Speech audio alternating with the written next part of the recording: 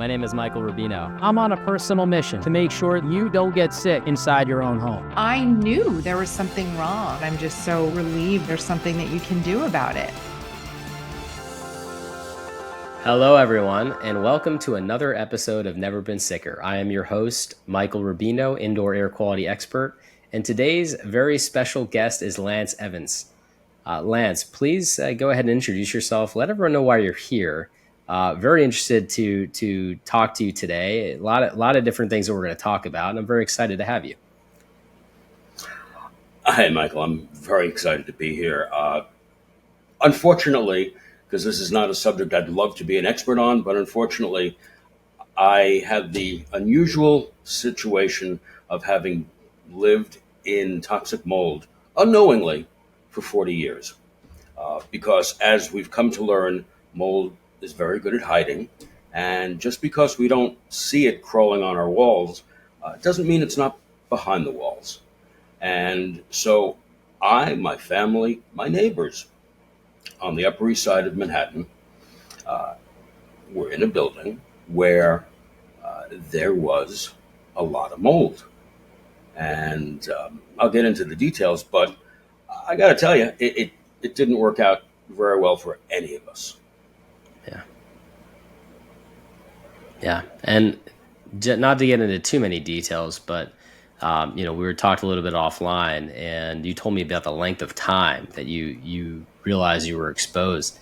I'd love for you to share that. I know it's painful to go through this for any amount of time. It is a little bit, and this is the first time I'm doing it on TV. Right. So it has an added spin to it. But it basically started, I should probably start by saying that at 18, I was a certified fitness trainer. And I was working at two different gyms, one out in Long Island, one when I moved into the city, one of the big gyms in the city. And so I would regularly, my first handful of months living in the city and living in that apartment, I would wake up at 5:30, 6 in the morning and do a 6-7 mile run around Central Park to start my day. I was 18, so not that unusual.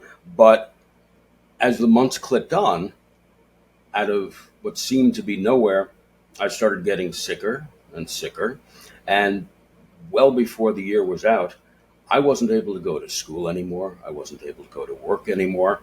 I was barely able to get out of the apartment to do grocery shopping or anything. And so I ended up spending a great deal of my time just being in the apartment and only going out almost for, doctor visits, trying to figure out what in the world was going on with me, because I had been so healthy. In fact, I was so into good health and all of that, that it was sort of a butt of jokes from friends and family. And then so for that to happen to me was very strange. And then, you sit there, especially at 18, 19, when you're wanting to go and conquer the world and do all these things, and you can barely get out of your apartment. It took some adjustment. And Sure.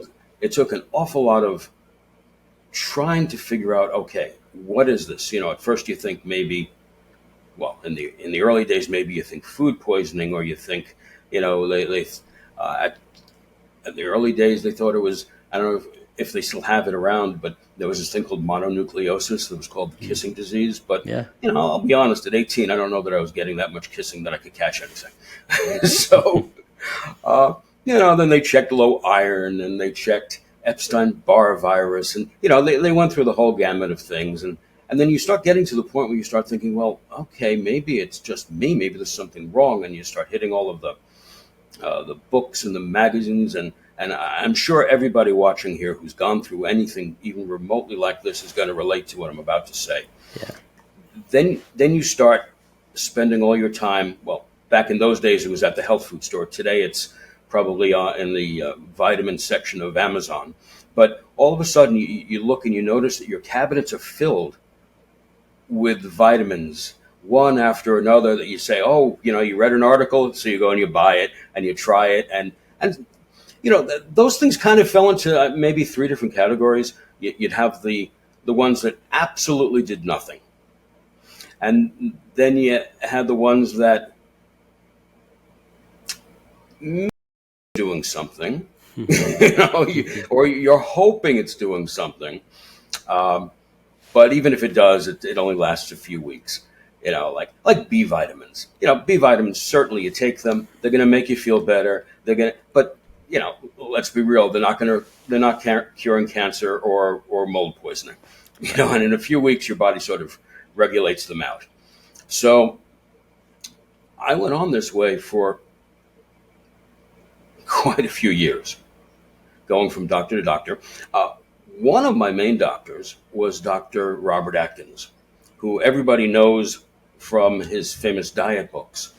But he was actually the director of the Atkins Medical Center in Manhattan on East 56th Street, which was an entire building. I think it was the largest private hospital. When I say private, I mean not private corporate. I mean like he owned it. Right. It was a 10-story building off of 3rd Avenue. It was an amazing complex. And I was fortunate to have him as my doctor. And there was a point in time when he had me on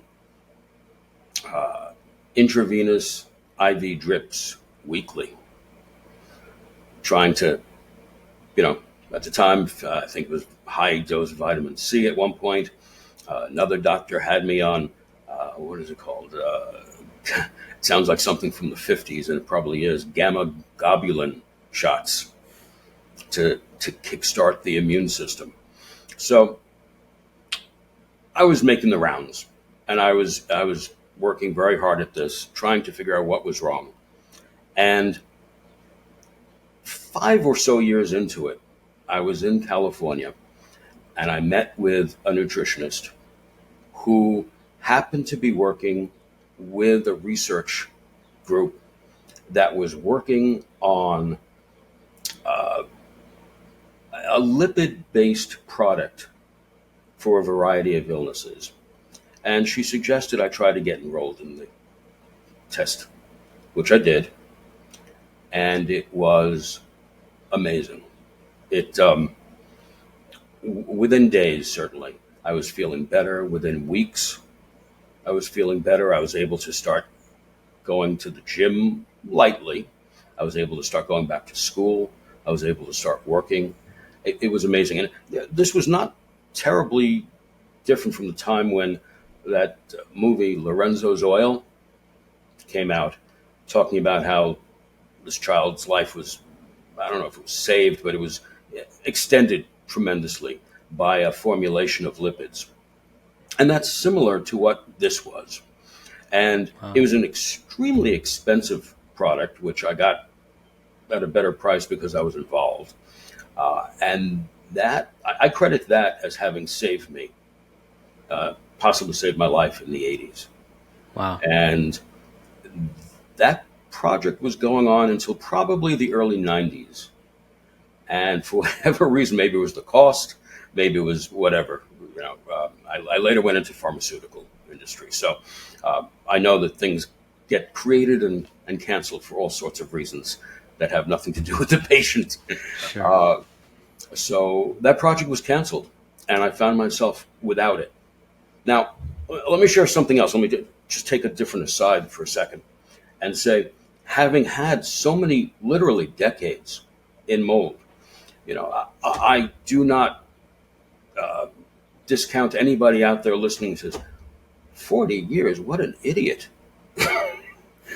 But I got to tell you, as you certainly know, mold, especially when you don't know what it is and you're not looking for it,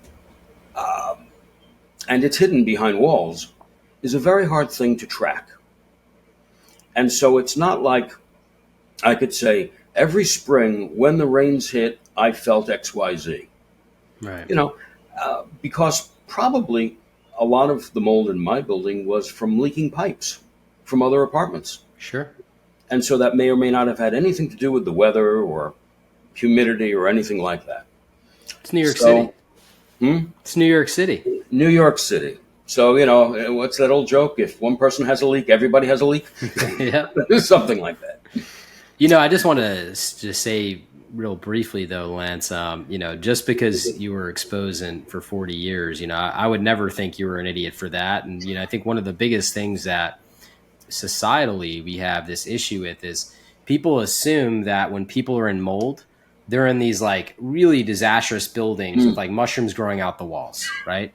Like that's what some people have these images in their mind, like that's what it takes. And it's like, no. I mean, most of these homes you would walk in, you would have no idea, right, that it would have mold. So it doesn't surprise me at all that you were in mold for 40 years because we just didn't know better, right? I mean, exactly. Thank you. You're making me feel better.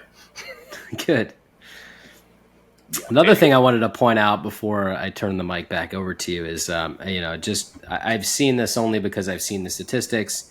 I can see who, the type of people that follow me, that listen to the podcast sign up. But, this typically disproportionately affects women. There's something like 80% to 20% men.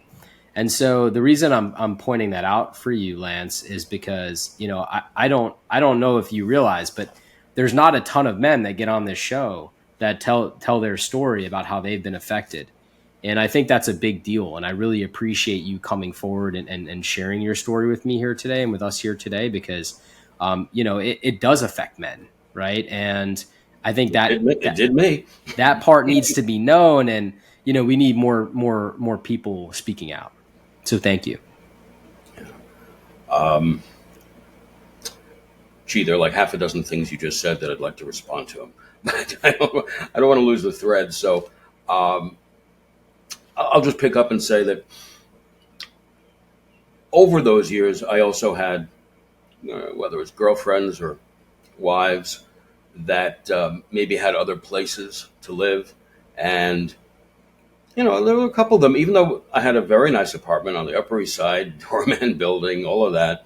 But I remember a couple of them saying, gee, I don't know what it is. I just don't feel comfortable in your place. One, by the way, was from Florida who had some experience with mold. Interesting. Yeah, very interesting. In hindsight, 2020. But because of that, I ended up spending, a few years here, a few years there with my relationships, but in their places, which also, I'm sure, went a long way to saving my life by having breaks. But I could see it is, when I look back now, knowing you can track it. Again, hindsight's 2020, but I'm able to track, when I come back, maybe not the first year, but maybe within 2 years, I start feeling sick. Yeah. Different things happening. So it was very trackable. The thing that, let me try to keep this short.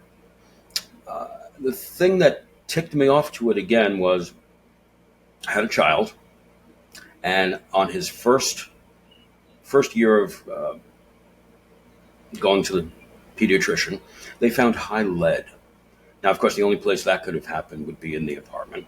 Right. It's the only place he was living. And so I had inspectors and check for lead. And oddly, they could not find lead anywhere. Interesting. But they did make mention to me as an aside. They said, you maybe want to have the mold checked. So I started going back and forth with the landlord about mold, even though it wasn't really coming out or anything at the time. But by, I don't know, let's call it, 2014 or something like that, it was starting to show. And I was going back and forth with the landlord. And finally, after, and you can have me back another time, we can talk about landlords. But I'll keep that separate for now. That's a whole, you can have me back 3 times. We could talk about landlords, and I could fill it. But by 2017, the court ordered them to do it and to make remediation. And they opened a wall in the bathroom, and sure enough, cascades of black mold start falling out. And Wow. All of a sudden, every imaginable illness I had had across all those years comes flooding back within the week. chronic fatigue, massive headaches, arthritic pains, myalgic pains. I mean, everything. My son, who was there, and again, now in 2017, I knew about health, I knew about sickness, I knew about a lot of stuff. I was not a mold expert. It's my mold, quote unquote, journey started in 2017, even though it started much sooner. Sure. My son, who was there, had all sorts of neurological tingling. Wow. And some emotional roller coaster until we got out in the air and for a couple of hours. Like pans and pandas type of symptoms, or? I'm not familiar with that, so I don't. Okay. But like down the arms, he was getting tingling feelings, Okay. and he was feeling just very emotionally uncomfortable for a few hours. And once we got out of the apartment for a few hours, and we started, breathing fresh air, we were fine. I mean, that's a lot like a story I tell in the book, which we haven't talked about yet, but I have a new book that just is about to come out. And one of the stories I talk about is, when you're in mold and you get sick, and you get so sick that you feel like you have to go for emergency medical attention. And so you go to the emergency room, which I've done a number of times, and you're sitting in the waiting room of the emergency room at the hospital. And of course, they're always, at least in New York City, they're always backed up. And you're sitting there for what might be hours in a place that even before COVID probably had some nice HEPA air filtration going. And certainly since COVID, they absolutely do. And all of a sudden, you start to realize all of your symptoms are going away just because you've been sitting, breathing clean air for a few hours. Yeah. So when that all happened in 2017, one of the many things, on top of realizing what the problem had been all those years and moving my family out of there, moved out to Long Island. But one of the other things I started to do was to try to re-engineer the lipid concoction that was the project I had worked with many years ago. In the interim, I had been in the pharmaceutical industry for many years. I was on the team that launched the massive success like Lipitor, Zopinex, Lunesta, Seprecor, the pharmaceutical company. So I had a background in pharmaceuticals. There was a Progressive Health magazine in the 80s and 90s. And in the 90s, I was the editor-in-chief of that, called New Life, which then rolled off to become a very successful expo that my boss at the time, Mark Becker, who owns New Life, he's still running both in New York and Florida. And I ran articles. I wrote articles for that about this lipid project. And we actually got some people that we enrolled in test studies that we did. But remember, back then, this was in the 90s, we didn't know that what I had was mold. Right. So our success rate was very low. But in 2017, we started researching a way to re-engineer this and bring it back to life. And also, ideally, to be able to make it affordable.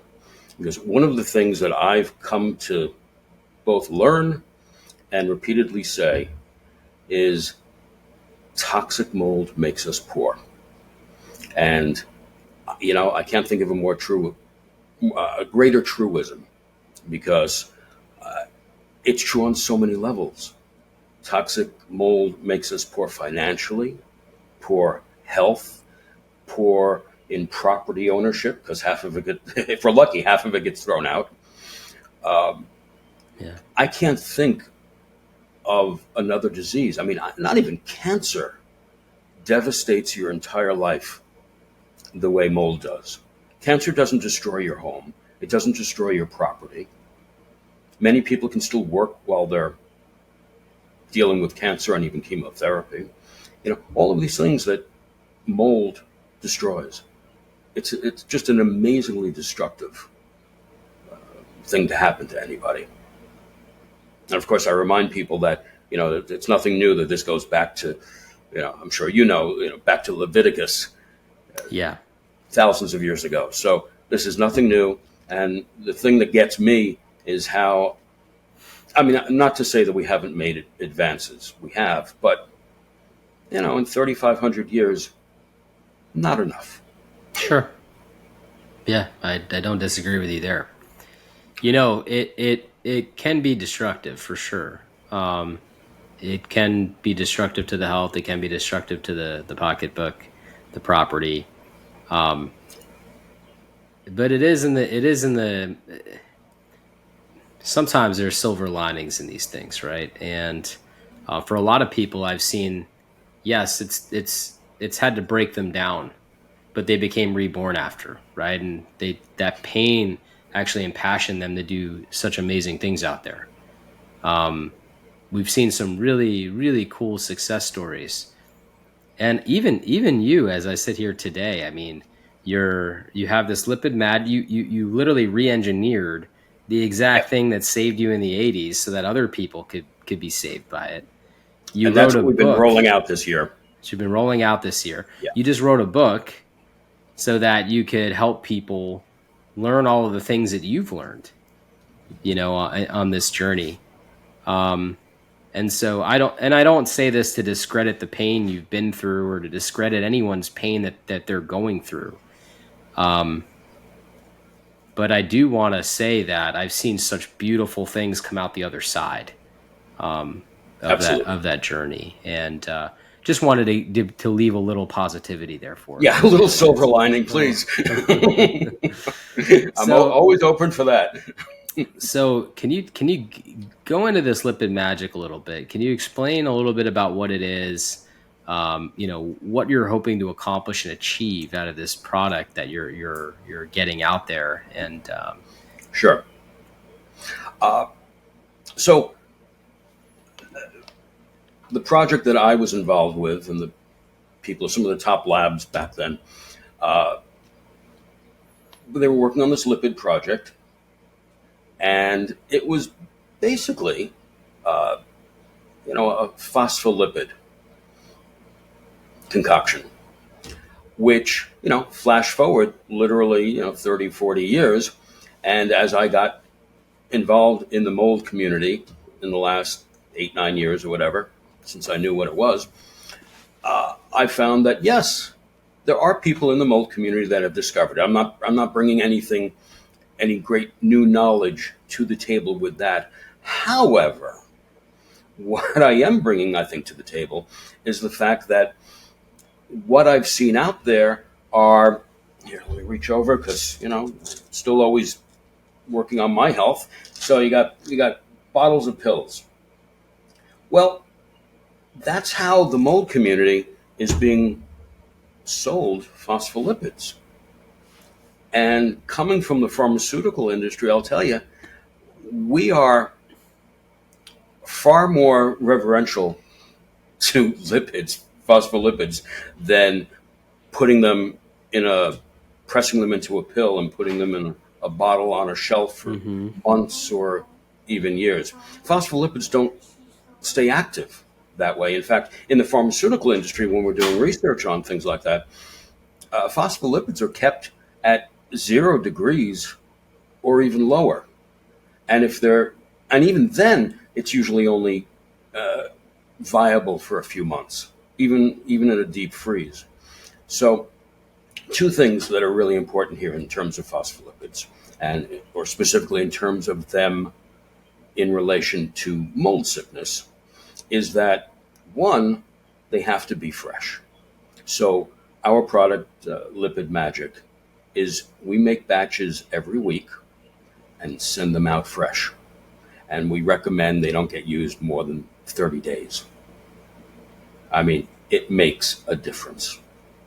That's important. In fact, when I've looked to try to find anybody who said, yes, I've used some of the phospholipids I bought on a shelf in a pill, I've never found anybody who said that's helped them. Right. So there's that. There's also the actual formulation. There was a specific formulation that I haven't seen anybody else using. Because what we're basically trying to do is, I mean, and you know this, mold toxins, mold itself. There are plenty of studies up on PubMed, and by the way, my book has close to 200 footnotes to excellent studies, so that I've excerpted, so you don't have to read them, but they're there for you to read. That's awesome. The amount of mold knowledge in the last 10, but specifically last 5 years even, has just exploded.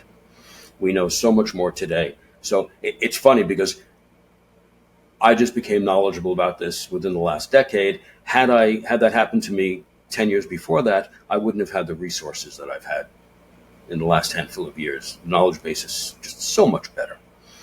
And one of the things we've learned is that mold literally eats away at our cell walls, whether that's muscle cells or even bone cells. I mean, talk about chilling. The idea that our bones, the cells of our bones, are actually being eaten away by mold. And once your cell walls start to degrade, I'll just use the word that's in the study, death is likely to follow. And that's why we have 3.8, the study in the Lancet. Oh, yeah. From the University of Manchester, UK. Right. 3.8 million people every year die from mold. So, this is real. And what I didn't know, I knew that, and we knew about how mold gets into the mitochondria. That we've known for a while, and destroys it. Right. What we're just also becoming more aware of is how mold, especially Stachybotrys, impacts the nervous system.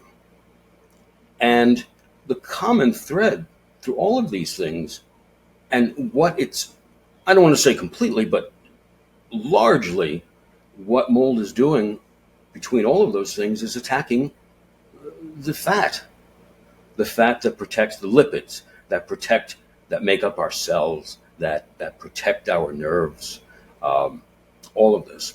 So what Lipid Magic is doing is giving the body what it needs to rebuild these things and to have a fighting chance.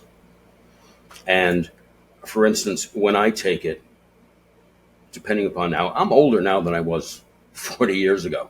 So maybe Sure. I need to take a higher dose than I did years ago. But within a day or two of taking this, I'm literally feeling better. I don't have to take as many painkillers. Maybe I'm able to go back to the gym. Yeah. So there's a real impact on this. What else do I want to say? That's incredible. Well, first off, thank you for sharing that. It's really cool that you found something that worked for you in the 80s. It didn't exist anymore, right? There's versions, similar versions that don't quite do the trick because they're not in the right form. They don't have the right formulation. And you went out and made that thing so that you could take it yourself. You could make it available for others. We've learned very much so for a long time now that toxins are stored in fat cells, right? And so when our fat cells and these lipids are contaminated, right, you have to replace the bad fat with good fat, right? And so seems pretty obvious to me that these lipids would do that exact trick. Yeah. Now I'm curious. But the ratios have to be right, Yeah. and it has to be alive. If it's been sitting on a shelf, it's just. I mean, honestly, if I had found something that would have worked for me, I wouldn't have bothered, because it's not. Part of the thing that I'm doing with this is we're selling a bottle for $39. I promise you, I'm not making much money on that. Yeah. I'm just trying to get it out to people and help other people. Same thing, I just want to say, same thing with the book, which I don't know when this is actually going to go live, but we're expecting to have the book ready in the next week. Wow. And what we're doing is as much as Amazon will allow us to, we are distributing a free version of it on our website, which is Toxic Mold Survivors, that's it with an S at the end, .com. And we are giving away the book. As I say, Amazon will allow us to, not an exact, but a truncated version, but we're trying to get as much in there as we're allowed to by Amazon without them stopping. We'll also be selling a hardcover and a softcover and a digital version on Amazon and probably bookstores as well.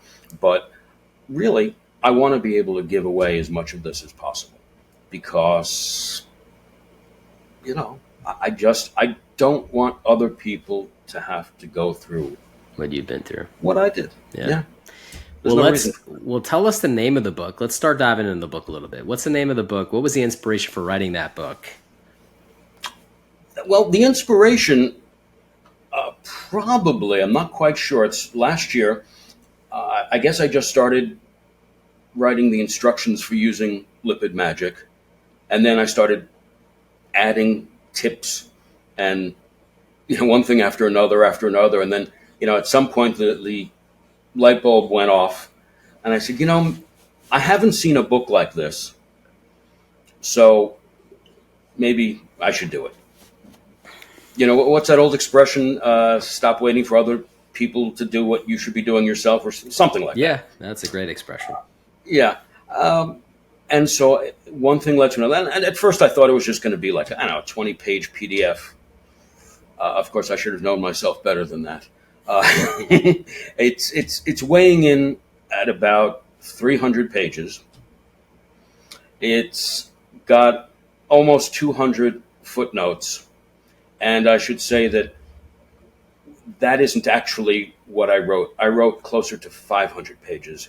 And what we're doing is we're splitting it up into 2 books. So this is the first book, and the title is Beat Toxic Mold on the Cheap.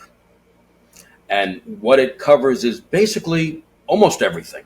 It covers understanding mold. It covers how to identify to see if maybe you or your home have a mold problem. And then I go through a long litany of different ways to deal with it. Not to take away at all, not to take away from doctors, inspectors, remediation people.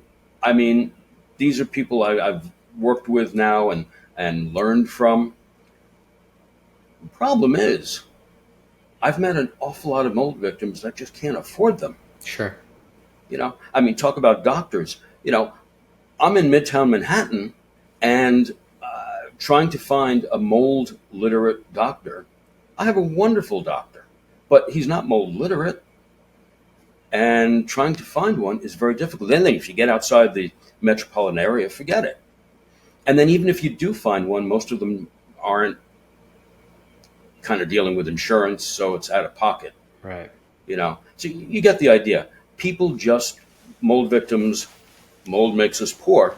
So there has to be some way to survive this. And what I tried to do was write a book that talks about ways scientifically and everything, like I say, like 200 footnotes to PubMed and other articles.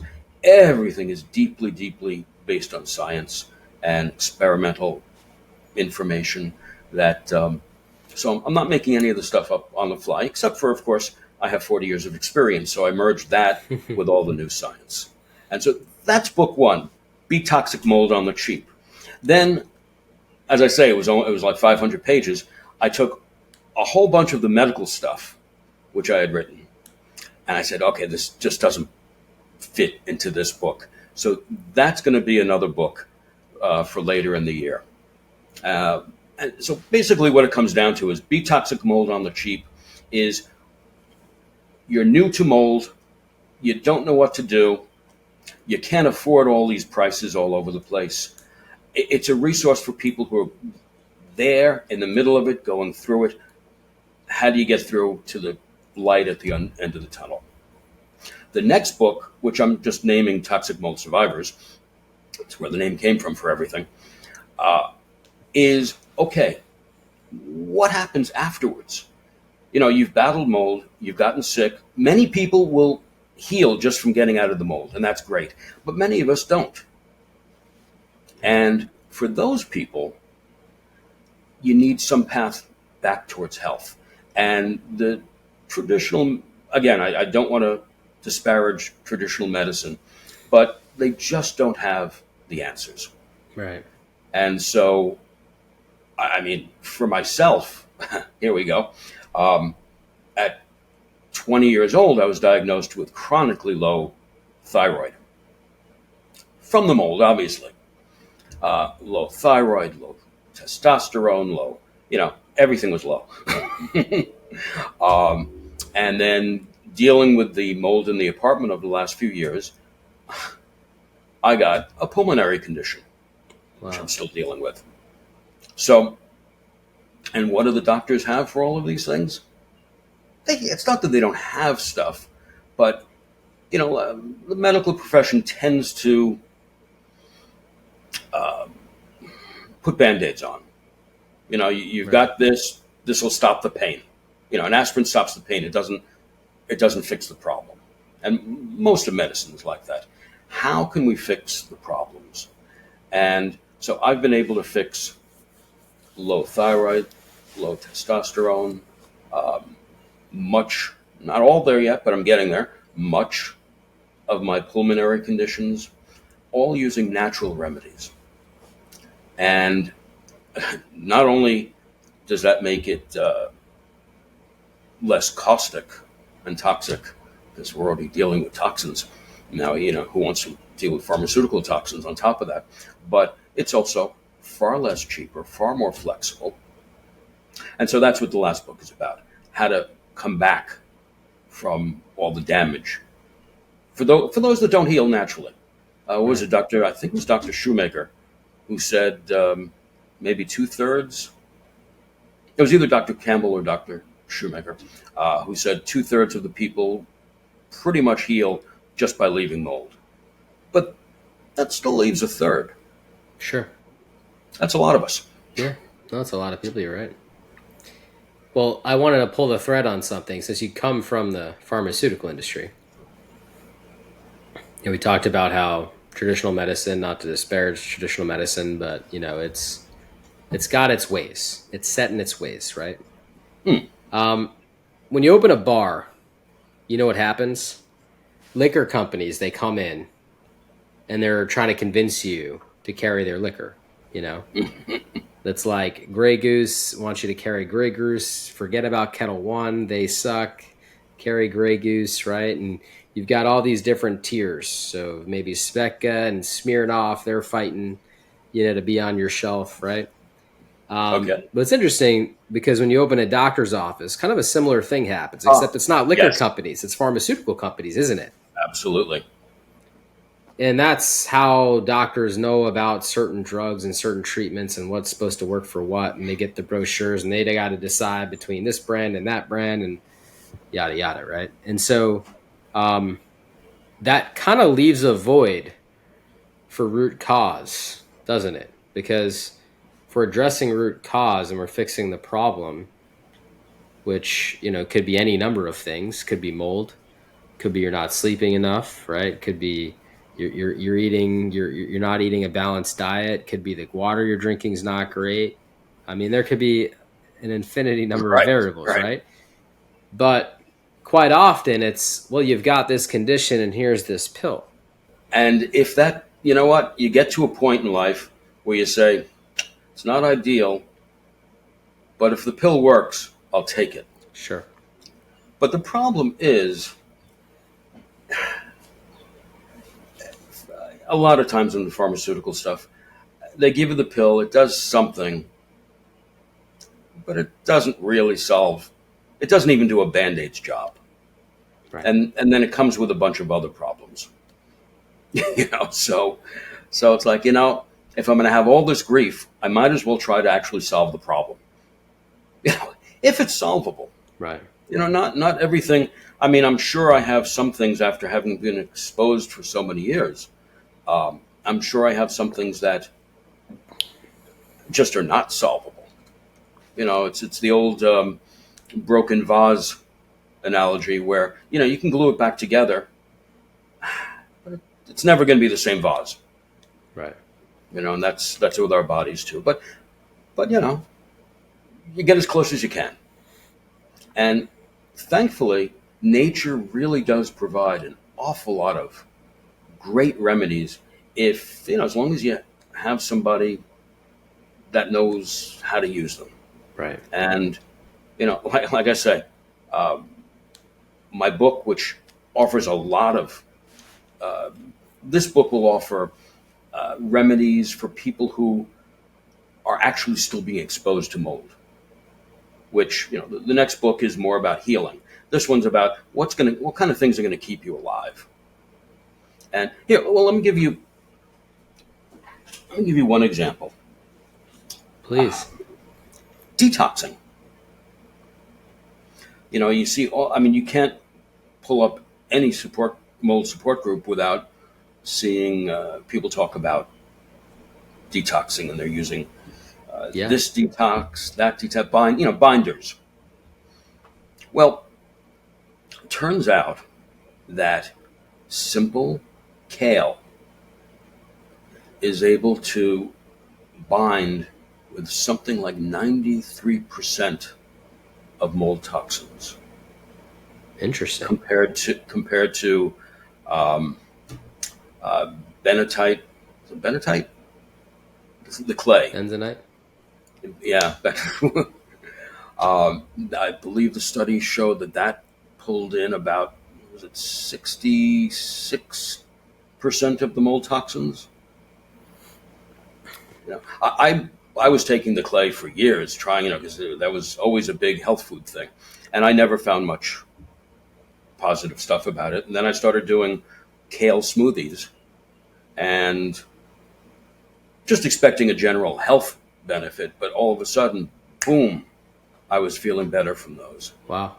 And so I still do them at least a few times a week. And a lot of people say to stay away from kale, which is interesting because of the oxalates.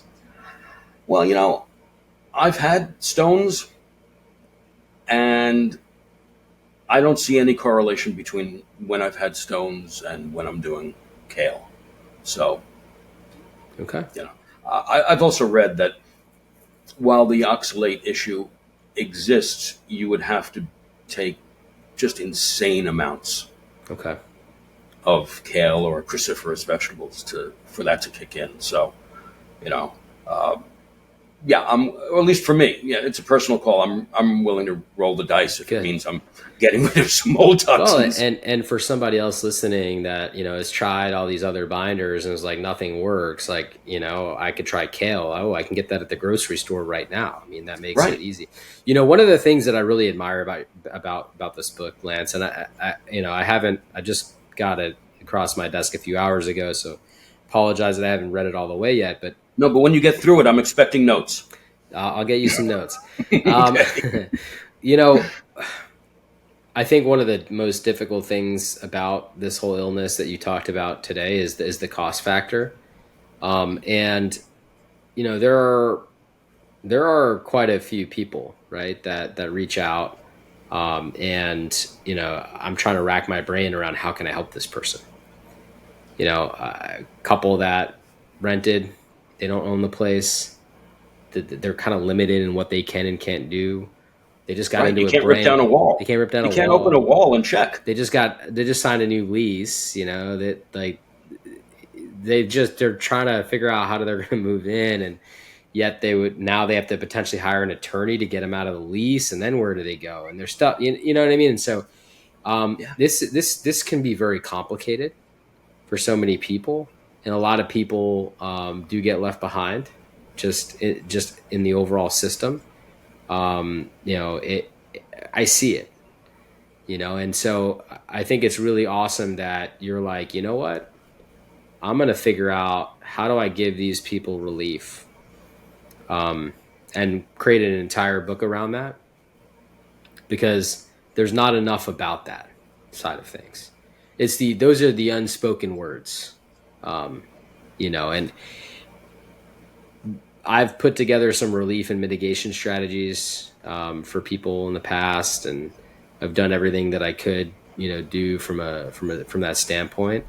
One thing I never thought of is like putting together this book, and I'm glad you beat me to the punch, because it's really important, really, really important, and you're going to help a lot of people, Lance, and I appreciate that.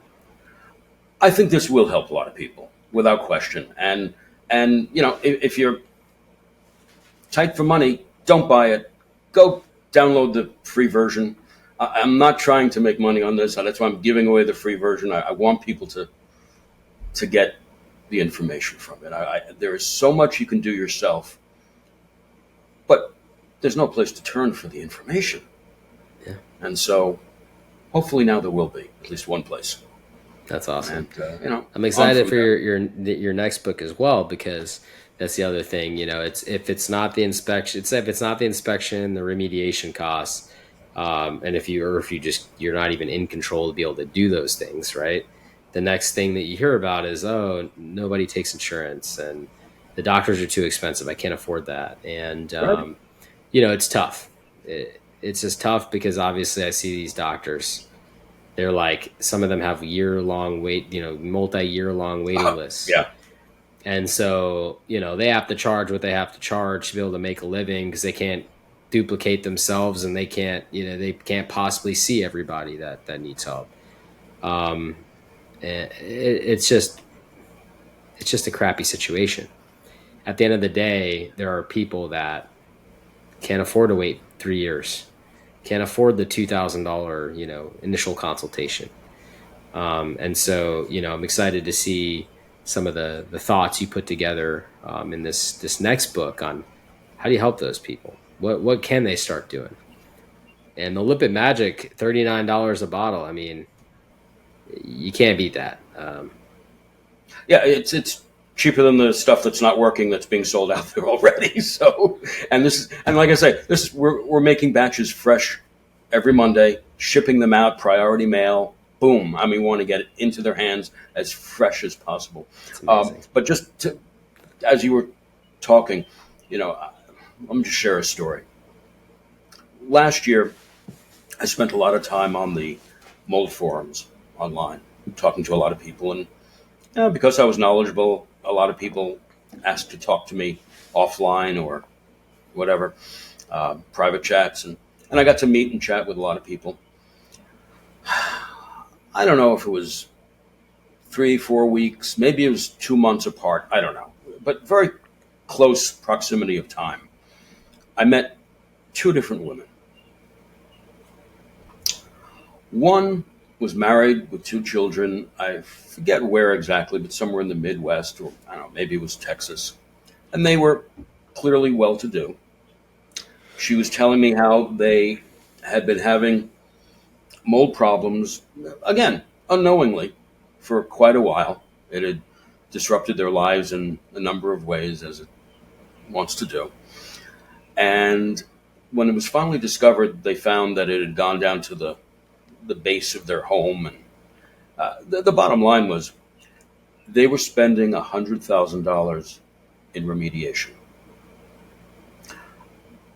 And it was going to take, 2 months or some amount of time to do it. So they were traveling and spending time at some expensive hotel.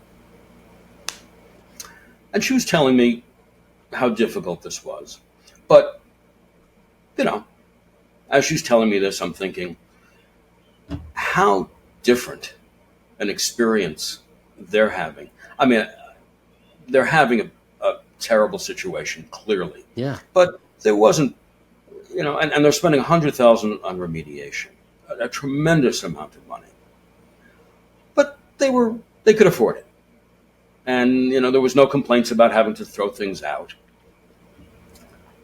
As I say, some number of weeks later, I'm chatting with another woman, mother of 2, single mother of two. Forgive me, it's almost hard to say this because it's so, the very thought of it, when you hear it and it sinks in, you'll feel the same way. A single mother with two little children, and they're all living in a moldy RV. I mean, the only thing worse that I can possibly imagine than living in a moldy space is to be living in a very small moldy space. I mean, to me, it just sounds unbelievably torturous. And she was telling me about how her kids both have asthma. And, I'm not an overly religious man, but I prayed for them. I also sent them Lipid Magic. But I just point this up just to say that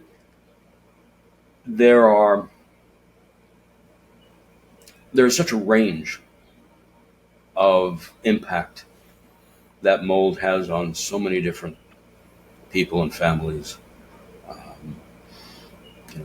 And I think you mentioned earlier in our discussion the stigma that mold carries, and I addressed that in the book, and I'll share that in 2017 when I became aware of what my problem actually was, or I kind of knew before, but when it was confirmed, I started including that in conversation with friends.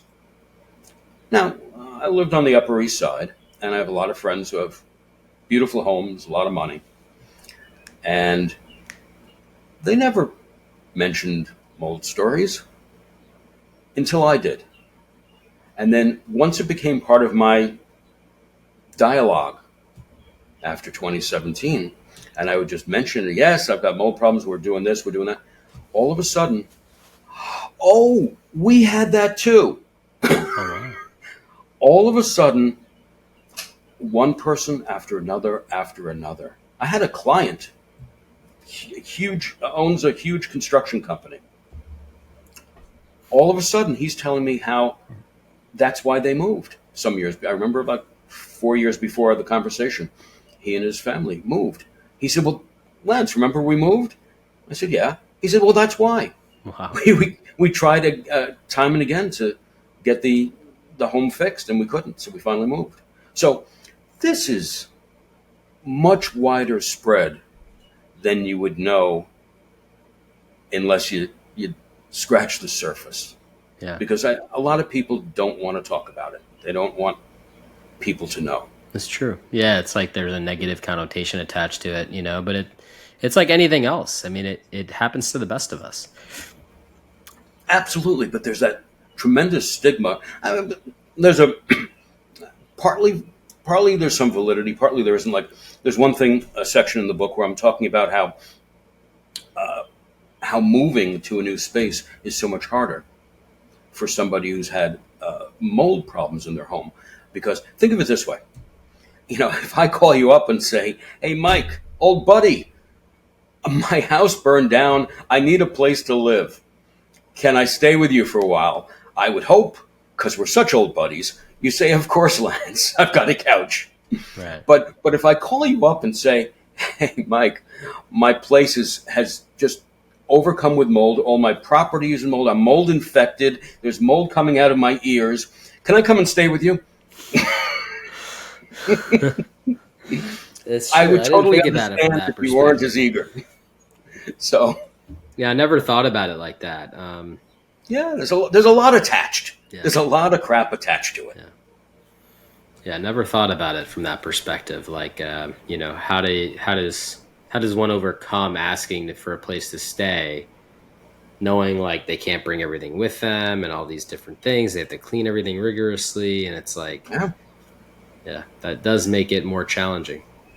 Yeah, it's that's why mold is such a challenge on so many different levels, and I guess it's why my new book has 15, 16 chapters. Because there are just so many topics to cover and many things to get through. Yeah. As it is. I mean, this book would have come out months ago, but I just kept adding to it. I kept, going. I kept meeting somebody who had a unique thing. I said, got to add that. What chapter can I add that to? So it just, and by the way, just before anyone hears all of this and, gets scared, and remember, I'm offering a free download. So please download it and look. But I showed it to somebody and they said, Lance, how is somebody going through illness, property loss, legals, all of this stuff? How are they going to sit down and read an almost 300-page book and make heads or tails of it, especially with all the, PubMed footnotes and quotes I threw in there? So at the end, I added an appendices, quick start, so a few pages of these are the things I would do first. Before you read the whole book, jump into this and just go through this checklist. And then, there are links to the different parts in the book where I expand on each idea. But, things like getting air filters set up. Now, probably the biggest, I don't know what word I'm looking for, thrill or satisfaction of the book is what I have in there on ways to do. And again, not to say it's as good as, but if you have no money at all, I've got ways in there that you can set up filters, build filters, the Corsies. Well, I give the science that shows it's just about as good as any HEPA. And in fact, I have one of the top air guys who is going to be a contributor to the book. That's awesome. He's been one of the top air. Are we filter tape to a box fan? Are we talking? I could not pronounce it. Yes, yeah. You know him. I figured you would. Yeah. He's contributing some of his stuff to the book, which was wonderful, and ways to test, and for just a few dollars, using dishes, petri dishes, and just lots of tricks. I mean, even if people can't afford to buy the $10 ones, they're $1 options, and if they can't afford that, there are other options of making it at home with a takeout container and some gelatin from 50 cents from the grocery store. Just all of these different ways that it's not going to compare with professional results. If you have the money, go professional. Right. No question about it. But for so many people, myself included, that there are times you just could not afford it.